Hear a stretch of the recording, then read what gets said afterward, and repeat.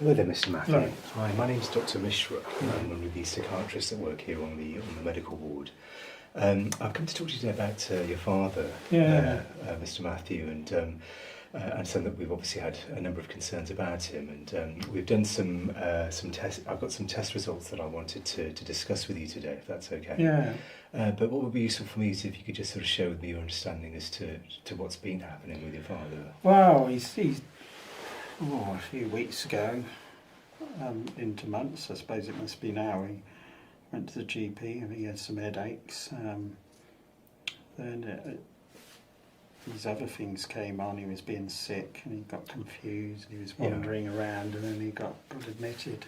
Yeah, and have you seen him whilst he's been in hospital? Yeah. It's just not very nice, really. I mean, he's not the man he was my dad, really. He's not. Yeah. Doesn't seem to be him anymore. That person's lost, really.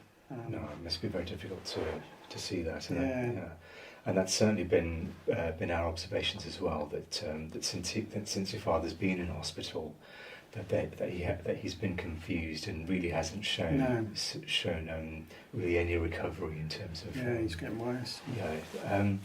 So since he's been in hospital, we've done a number of different blood tests and scans. And one of the scans that we've done is something called a CT scan.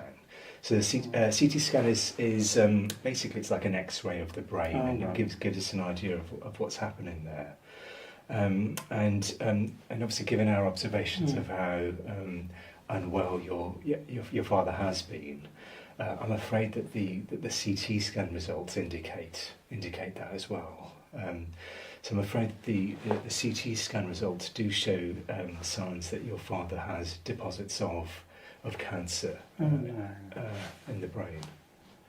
He's got cancer. He does, yes. Yeah. I mean, I was starting to think it might be dementia, but he's got cancer. Yeah, no, I appreciate that. That's come as a shock to you. I mean, why did it happen to him? I mean, I don't know. I don't understand it. Is there anything you wanted to ask me at all? So he's got brain cancer. Well, the scan results show that there are actually deposits of cancer in the brain, so it's very likely that the cancer has spread to his brain from another part of his body. He's kind of riddled with it, is he? Well, we'll need to conduct further tests just to see whether it's deposited in other areas. Oh dear. So he's gonna die, is he? Well, the first thing that I'd be saying, Mr. Matthew, is that the next steps are for us to refer your father to a specialist, really, just so we can understand where this cancer is coming from. And then once we've got that information, we'll be able to be in a better position to know what kinds of treatments we'd be able to offer and what his longer term prognosis would be. Right. So you think can be treated? Well, that's something that we need to find out. But the fact that it has spread to other areas of the body has meant that the chances of making a full recovery are lessened in that way.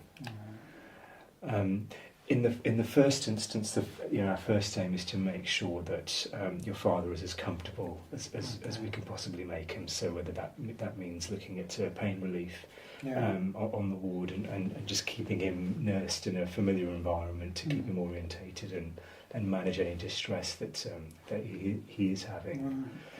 One of the things that the medical team may also do is look at reducing the level of swelling in his brain. And so looking at maybe starting him on a course of steroids to help manage that, and that may also help improve his confusion. Right. Okay. Does that make sense so far? Well, I'm not sure. It's a lot to take in, isn't it? Yeah. I don't know how I'm going to tell the family. I've got two brothers in Australia. I don't know how I'm going to tell them. I don't know. I appreciate this. It's a lot to take in. Can we take him out? That's certainly something that we can look at. As I say, I think once we've completed all of the investigations that we would like, and we've got as much information as we can, I appreciate that would be something that that the family would be keen to do. And in terms of support for that, and again, we would be very keen to support you with that. And there are other specialists that we could get involved. So there is the Macmillan nurses that so they'd be able to look at supporting you, as well as obviously the medical team, and we could obviously try managing your father at home if we feel that's appropriate, or we may need to look at other locations to help manage you and the family. Right. I don't know. So why us? Why him? Really? I don't know. Are you? How did you get to hospital today? Oh, I drove in. Okay. Are you okay to drive? Or? Yeah. Yeah. I mean, you're very welcome to stay and just. No, I'm all right. I'll perhaps go back and see him in a minute. Okay. Well, I'll see if I can find some information leaflets about your father's condition.